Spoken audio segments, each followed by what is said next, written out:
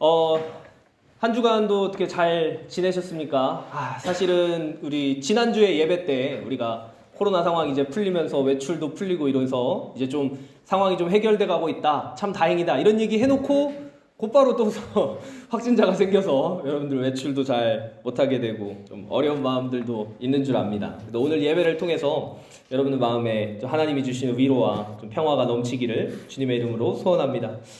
여러분들에게 하나 질문하고 싶습니다. 제가 오늘 말씀을 준비하면서 여러분들에게 드리고 싶은 질문이, 우리는 무엇으로 구원을 받습니까? 우리가 믿는 것은 무엇입니까? 제가 네 가지의 보기를 드리려고 합니다. 제가 아까 부탁드렸던 그 PPT 혹시 띄워줄 수 있을까요? 예. 아유, 감사합니다. 여기 보면 제가 교회, 성경, 예수, 하나님 이렇게 네 가지를 띄워놨습니다. 여러분, 여기서 뭐를 통해서 구원을 받습니까? 교회를 통해서 구원받습니까? 성경을 통해서 구원받습니까? 아닙니까? 예수를 통해서 받는 게 맞습니까? 하나님을 통해서 받는 게 맞습니까?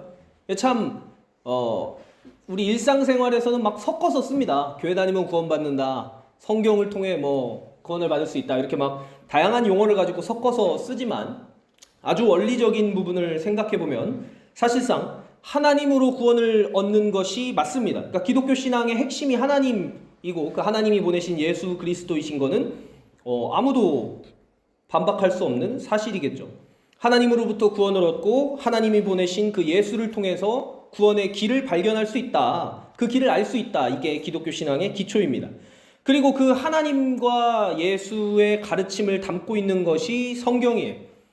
그 과거에 우리보다 훨씬 더 몇천 년 전에 하나님과 예수님을 경험했던 그 사람들이 쓴 책이 성경이라는 것이고, 그 성경을 통해서 예수를 알고 하나님을 믿는 사람들이 모여있는 곳이 교회입니다. 그래서 사실은요, 여러분, 무엇으로 구원을 받습니까? 라고 하면 위에 있는 저 두 개가 아니라 밑에 있는 두 개, 예수님과 하나님을 통해서 구원을 얻는다고 말하는 게 맞습니다.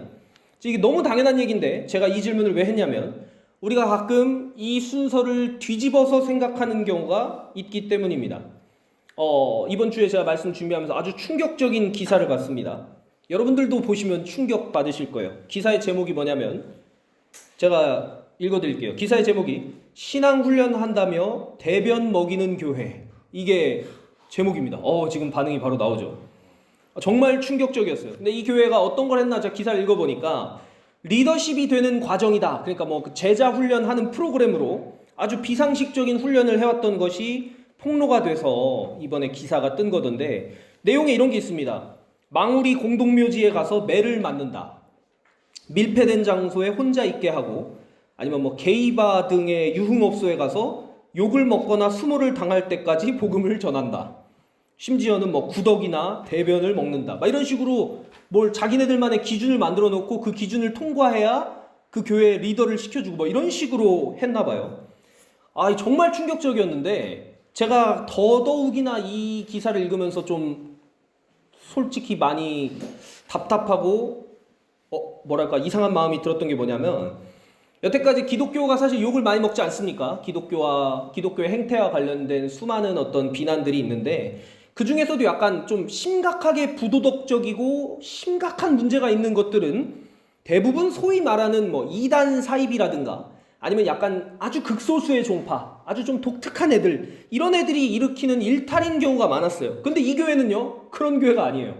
우리나라에서 두 번째로 큰 교단에 소속된 교회이고, 이 교회 담임 목사님이 그 교단 부노회장 이런 걸 하고 있다라고 합니다. 참 답답할 노릇인 거죠. 솔직히 제가 솔직한 표현을 말씀드리면, 이 기사를 읽는 동안 목사가 된 게 되게 부끄러웠습니다. 이 사람들이랑 똑같은 시선으로 누군가 날 바라볼 걸 생각하니까 참 부끄럽고, 이러려고 목사가 됐나 라는 생각도 들고 그랬습니다. 제가 방금 말씀드린 이 교회를 출석하던 사람들이, 그리고 말도 안 되는 저 비상식적인 저 프로그램들을 이수하던 사람들은 제가 앞에서 설명드렸던 이 무엇을 통해 구원받는지에 대한 이해가 완전히 잘못된 사람들이라고 볼 수 있습니다. 그분들은요, 아무래도 하나님을 통해서 구원받는다라는 생각보다 교회가 구원한다고 생각했던 것 같아요. 그 교회에 있는 담임 목사의 말이 구원한다. 왜냐하면 그 담임 목사가 제가 아까 말씀드린 그 이상한 그 비상식적인 교훈들 있지 않습니까? 그거가 완전히 목사가 맘대로 한 말은 아니에요. 성경에 있는 어떤 부분들을 자기 맘대로 좀 자의적으로 해석한 내용들이기 때문입니다. 그러니까 뭔가 성경이 구원한다라고 믿거나 교회가 구원한다고 믿어버리면 이렇게 이상한 길로 빠질 수도 있게 된다는 겁니다. 오늘 본문은요, 우리가 이 구원과 관련해서, 우리 기독교 신앙과 관련해서 이런 네 가지 요소들 등과 관련해 어떤 관계를 맺어야 되고 어떻게 구조를 정리해야 될지를 좀 명확하게 비유를 통해서 보여주고 있습니다. 오늘 짧은 시간이지만 좀 함께 나눠보면서 기독교인이 믿는다는 게 뭔지 한번 정리해봤으면 좋겠습니다. 여러분, 우리 1절 말씀을 다시 한번 읽어보겠습니다. 1절 말씀. 네, 같이 읽겠습니다. 시작. 나는 참 포도나무요 내 아버지는 농부라. 지금 이 말씀이 예수께서 직접 우리에게 비유를 통해서 설명해 주시고 계시는 건데, 하나님은 농부고 예수는 포도나무다 라고 비유를 하고 있습니다. 이 비유의 흐름을 따라가 보면 우리가 어디서 구원을 얻는지 알 수 있어요. 이 비유의 교회는 없습니다. 성경도 없어요.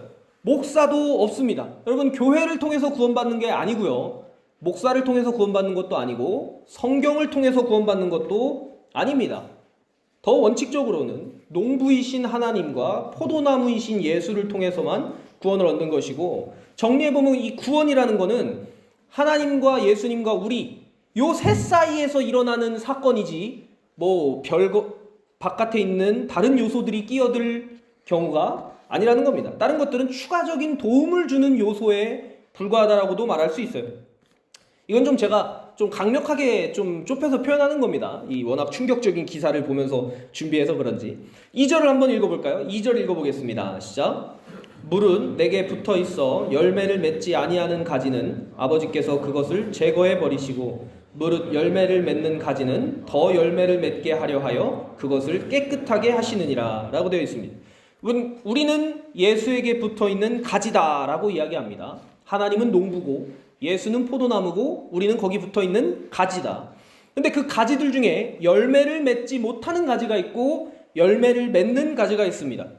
오늘 이 2절에서 예수님께서는 열매 맺지 못하는 가지는 하나님께서 다 잘라내실 것이다 라고 이야기합니다. 그리고 열매를 맺는 가지는 열매를 더 맺게 하려고, 지금 여기 개역개정 부분에는 깨끗하게 하신다라고 되어 있는데 이게 손질한다는 뜻입니다. 우리 나무를 더 잘 자라게 하려고 이렇게 가지치기 같은 거 하지 않습니까? 그런 것을 뜻합니다.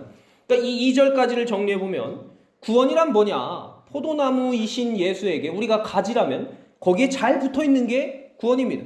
근데 그 구원받은 자, 열매 맺는 나무까지도 하나님께서 손질하시기 때문에 우리가 구원받은 인생으로 사는데도 좀 인생에 고통이 올 때도 있고 그 고난을 통해서 성장해야 되는 단련이 있을 수도 있게 된다는 겁니다.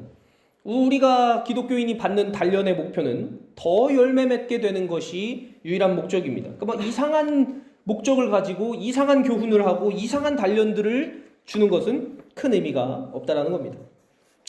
여러분, 3절은 제가 조금 뒤에 설명하도록 하고 4절과 5절을 한번 읽어보겠습니다. 4절과 5절 말씀입니다. 시작. 내 안에 거하라. 나도 너희 안에 거하리라. 가지가 포도나무에 붙어있지 아니하면 스스로 열매를 맺을 수 없음같이 너희도 내 안에 있지 아니하면 그러하리라. 나는 포도나무요 너희는 가지라. 그가 내 안에 내가 그 안에 거하면 사람이 열매를 많이 맺나니 나를 떠나서는 너희가 아무것도 할 수 없음이라. 아멘. 이게 기독교에서 예수님께서 이야기하신 어떤 핵심적인 내용 중에 하나입니다. 우리는 가지라서 포도나무에 붙어있지 않으면 아무 쓸모가 없는, 열매 맺지 못하는 그냥 우리 바깥에 굴러다니는 나무 조각이 되어버리게 된다는 겁니다. 예수에게 붙어 있어야 된다. 이게 대원칙이라는 거예요. 예수에게 붙어 있어야, 예수에게 붙어 있는데 도움이 되는 내용, 이게 기독교에서 가르쳐야 될 핵심이고 대원칙이라고 볼 수가 있습니다. 누군가가 성경 어느 부분을 찾아봤더니 이런 내용이 써 있는데 이거 너 지켜야 돼 라고 말할 때 여러분은 그 교훈에 대해서 어떻게 평가를 할 것인가, 이 대원칙을 가지고 봐야 된다는 겁니다. 저 가르침이 예수에게 붙어 있는데 도움이 되는 것인가. 그리고 조금 전에 읽었던 말씀을 보면요, 우리가 가지가 포도나무에 붙어 있지 않으면 아무것도 할 수 없다고 되어 있습니다. 아무것도 할 수 없어요. 그런데 자꾸 성경에 나오는 어떤 내용들을 막 이렇게 짜집기 해가지고 요거를 열심히 하면, 이 훈련을 열심히 하면 네가 더 잘 될 수 있다. 이 훈련을 아주 열심히 하면 네가 더 뭐 하나님께 상을 많이 받을 수 있다. 이런 식으로 가르치는 내용들은요, 다 자의적인 해석에 불과합니다. 우리는 포도나무에 붙어 있지 않고서는 아무것도 할 수 없는 나뭇가지라며. 아무것도 할 수 없는데 뭘 그렇게 노력도 할 수 있고 뭐 할 수 있는 게 많습니까? 여러분들이 혹시라도 제가 오늘 여기 성경책 2개를 들고 올라왔는데, 제가 파악하고 있는 오늘 이제 마지막 예배인 사람이 2명이 있어서 2개 갖고 왔는데, 전역한 이후에라도 바깥에서 어떤 다른 교회를 다니더라도 이 정확한 원칙들을 잘 기억했으면 좋겠습니다. 저 가르침을 행하는 것이 내가 예수에게 붙어 있는 것과 무슨 상관이 있을지, 이 질문을 던지는 것만으로도 대다수의 비상식적인 가르침들은 걸러낼 수 있는 것 같아요. 여러분, 우리 6절 말씀 한번 읽어보겠습니다. 6절 말씀입니다. 시작. 사람이 내 안에 거하지 아니하면 가지처럼 밖에 버려져 나가니 사람들이 그것을 모아다가 불에 던져 사르느니라. 네, 사람이 내 안에 거하지 아니하면 가지처럼 밖에 버려져서 마르게 된다. 그러니까 예수를 떠난 가지가 어떻게 되는지를 말해주고 있는 겁니다. 여러분, 이상한 가르침을 지킨다는 건 무슨 뜻이냐면 포도나무에 붙은 가지가 아니라 엄한 곳에 붙은 가지가 되어버린 겁니다. 근데 제 생각엔 그래요. 잘린 나뭇가지를 방금 잘렸으면요, 그거를 가져다가 뭐 어디 그런 거 뭐라 그러죠? 스티로폼 같이 생긴 그 오아시스라 그러나요? 그런 데다 어떻게 잘 꽂아놓고 뭐 이렇게 하면 잠깐은 살 겁니다. 그렇지 않습니까? 잠깐 뭐 영양분을 다른 방식으로 공급해주면 잠깐은 살 수 있을지 모르겠지만, 그 나뭇가지가 포도나무에서 잘리고 나서는 풍성한 생명을 맺거나 오랫동안 살아있을 수는 없게 된다는 겁니다. 우리의 신앙에 끼어드는 이상한 요소들을 우리는 분별해낼 필요가 있습니다. 여러분, 각종 모든 가르침이 쓸모없다는 이야기를 하고 싶은 건 아닙니다. 제가 예를 들어서 기도에 대해서 생각해 보려고 하는데, 여러분, 기도하는 거 중요합니다. 기도하는 것 중요해요. 기도함으로써 하나님과 가까워지게 되고, 말씀을 묵상하고 기도하는 과정을 통해서 자기 내면을 되돌아보게 되고 상당히 중요한 것입니다. 하지만 누군가가 기도하지 않으면 구원받지 못한다, 이런 말을 한다면 그거는 잘못된 가르침일 확률이 높습니다. 제가 감히 말씀드리자면, 방언하지 못하면 구원받지 못했다, 이런 말은 거짓일 확률이 매우 높습니다. 기도를 몇 시간 이상 하지 않으면 예수와의 관계가 끊어진다, 이런 식으로 가르친다면 가짜일 확률이 매우 높습니다. 자꾸 이상한 기준을 자꾸 덧붙이는 거예요. 실제로 중요한 건 그게 아닌데도 말입니다. 제가 너무 격해졌어요, 말하다 보니까. 사실 이 기사를 읽고 하면서 참 한 주 동안 생각을 참 많이 했었는데, 어떻게 사는 것이 자 기독교인답게 사는 것인지 여러분들도 같이 잘 생각해 봤으면 좋겠습니다. 여러분, 우리 마지막 그 2절인데 우리 7절 8절 말씀도 한번 읽어보겠습니다. 7절 8절 말씀입니다. 시작. 너희가 내 안에 거하고 내 말이 너희 안에 거하면 무엇이든지 원하는 대로 구하라. 그리하면 이루리라. 너희가 열매를 많이 맺으면 내 아버지께서 영광을 받으실 것이요 너희는 내 제자가 되리라. 우리 기독교 신앙이 추구하는 큰 흐름이 이 비유 안에 다 담겨 있는 것 같아요. 하나님이 농부이시고 하나님이 만드신 그 밭에 포도나무가 있고 우리가 그 가지라면 그 가지에 잘 붙어 있고 열매를 많이 맺는 것이 우리의 유일한 목적이 되고, 우리 조금 전에 읽은 7절의 말씀처럼 우리가 그래서 예수의 말씀을 잘 기억하고 예수와 같이 동행하려고 하고 우리가 예수의 말씀을 잘 지키면서 살면 예수와 가까워지고 예수가 바라보는 대로 똑같이 바라보게 되고 예수가 원하는 것을 원하게 되고, 이렇게 예수와 동기화가 되면 자연스럽게 그때부터는 우리가 원하는 것들을 다 이루며 그 안에서 열매를 많이 맺으면서 살 수 있게 되고, 그게 하나님께 영광이 된다. 그러니까 농부가 좋아하지 않겠습니까? 자기가 포도나무를 심었는데 열매가 많아지면 농부가 기쁘지 않겠습니까? 이게 기독교가 말하는 큰 그림이라는 겁니다. 여러분, 오늘 본문에서 제가 읽지는 않았지만 조금 더 뒤로 내려가면 12절에 아주 유명한 말씀이 나옵니다. 제가 앞에 화면에도 준비를 해놨습니다. 우리 12절 같이 한번 읽어보겠습니다. 시작. 내 계명은 곧 내가 너희를 사랑한 것 같이 너희도 서로 사랑하라 하는 이것이니라. 그리고 사실 기독교를 아주 압축시켜보면 사랑이라는 한 단어로 정리됩니다. 그러니까 쉽게 말하면 예수님이 새롭게 내려주신 계명이 뭐냐면 내가 너희를 사랑한 것 같이 너희도 서로 사랑해라, 이거잖아요. 그러니까 이 서로 사랑하라는 가르침에 위배되는 기독교의 이름을 붙인 교훈이 있다면 다 의심해 볼 필요가 있습니다. 그 어떤 교훈이 됐든 간에 서로 사랑하는 데 도움이 돼야 돼요. 기도를 열심히 하십시오. 왜 기도를 열심히 해야 됩니까? 기도함으로써 자기 내면을 돌아보고 자기 내면이 얼마나 잘못됐는지, 내가 어떤 잘못을 했는지 느끼게 되고, 그럼으로써 옆에 있는 사람에게 먼저 찾아가서 용서를 구할 수도 있고 미안하다고 말할 수도 있고 서로 사랑하게 되니까 기도하라는 겁니다. 성경을 열심히 읽어라. 성경 왜 열심히 읽습니까? 성경을 통해서 하나님이 어떻게 사랑하셨는지, 그리고 하나님을 믿는 사람들이 서로 얼마나 사랑했는지 잘 보고 나도 나가서 다른 사람을 그렇게 사랑하라고 성경을 읽으라는 겁니다. 어떤 교훈을 받았을 때 그 교훈이 과연 서로 사랑하게 하는가, 그것을 집중적으로 생각해 볼 수 있는 그런 분별력이 저와 여러분 안에 있기를 주님의 이름으로 소원합니다. 말씀을 좀 빨리 마친다고 해가지고 조금 중간중간에 커트하면서 해서 금방 넘어왔는데, 제가 아까 전에 이거는 다음에 얘기하겠다고 했던 게 3절을 제가 좀 이따 얘기하겠다고 했거든요. 앞에 3절 잠깐 보여주시면, 네, 우리 3절 같이 읽어볼까요? 읽어보겠습니다. 시작. 너희는 내가 일러준 말로 이미 깨끗하여졌으니 라고 되어 있습니다. 그러니까 뭔가 예수님이 이미 뭔가를 가르쳐 주셔서 교회 안에 온 사람들, 지금 이렇게 같이 모여있는 예수의 말씀을 듣는 사람들에게 너네 지금 이미 깨끗하다. 그러니까 너네는 이미 깨끗해졌으니까 지금부터 나에게 잘 붙어서 서로 사랑하는 그 가르침 잘 지키면서 이 포도나무에 잘 붙어있기만 하면 된다. 이게 예수님의 이야기입니다. 이 내가 일러준 말이 무엇인지 앞부분에 있는 내용들을 전반적으로 뜻하는 것이겠지만 제가 오늘 한 절만 뽑아봤습니다. 우리 바로 앞에 있는 14장 6절인데요. 아주 유명한 말씀입니다. 네, 14장 6절 같이 한번 읽어보겠습니다. 시작. 예수께서 이르시되 내가 곧 길이요 진리요 생명이니 나로 말미암지 않고는 아버지께로 올 자가 없느니라. 예수 그리스도라는 통로를, 예수 그리스도라는 길을 내가 선택하겠다. 여러분들이 마음속으로라도 내가 기독교에 대해서는 잘 모르지만, 내가 교회에 대해서 잘 모르고 성경에 대해서 잘 모르지만 교회, 이렇게 군 교회에서 듣는 이야기를 바탕으로 봤을 때 예수라는 사람이 참 신뢰할 만하고 예수라는 사람을 통해서 뭔가 사랑을 배울 수 있구나, 이렇게라도 여러분들이 생각하신다면, 그리고 그 예수의 사랑을 삶에서 좀 실천해 보려고 노력하신다면 그것 자체가 이미 열매 맺는 인생입니다. 열매 맺는 가지는 서로 사랑하게 되고 열매 맺지 않는 죽은 가지는 서로 사랑하지 않는다는 것입니다. 여러분, 말씀을 마무리하도록 하겠습니다. 제가 오늘 말씀의 제목을 엄한 곳에 붙지 말자 이렇게 써놨어요. 엄한 곳에 붙지 말자.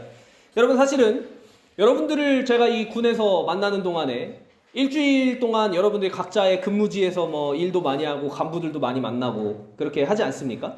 근데 제가 여러분들 만나는 건 지금 이만큼만 모여 있어도 저랑 여러분이 1대 이렇게 다수로 만나고, 교회에서 교회를 월화수목금토일 다 오시지 않지 않습니까? 저도 다 안 오는데 그러지 않습니까? 그래서 저는 늘 그런 생각이 있었어요. 여러분들 한 명 한 명을 막 열심히 교육해서 막 성장시키고, 이건 못해도 최소한 여러분들이 군에서 그리고 전역한 이후에 신앙적으로 이상한 길로는 빠지지 않게 할 수 있는 기준은 알려줘야 되지 않나라는 생각이 들었습니다. 오늘 말씀을 좀 기억하면서 서로 사랑하라는 그 예수님의 세 계명, 그 서로 사랑하라는 계명에 어울리지 않는 가르침은 하나님이 주신 가르침이 아닐 가능성이 높다라고 했던 제 이야기도 기억해 주시고, 진짜 하나님이 주시는 가르침은 단순하고 그냥 예수에게 잘 붙어 있으라는, 예수가 뭘 가르쳤는지, 예수가 어떻게 사셨는지 잘 바라보면서 그 안에서 새 힘을 얻으라는 말씀이라는 것, 그것을 기억하면서 여러분 다음 주 한 주 동안도 또 어떤 어려운 일이 다가오더라도 한번 마음속으로 잠깐 기도해보면 좋을 것 같아요. 예수님께서 날 사랑하신다는데 그럼 나는 이 상황에서 어떻게 해야 됩니까? 그렇게 질문해보며 하나님과 동행하는 다음 주 한 주를 살아가시기를 주님의 이름으로 소원합니다. 시작 잠깐.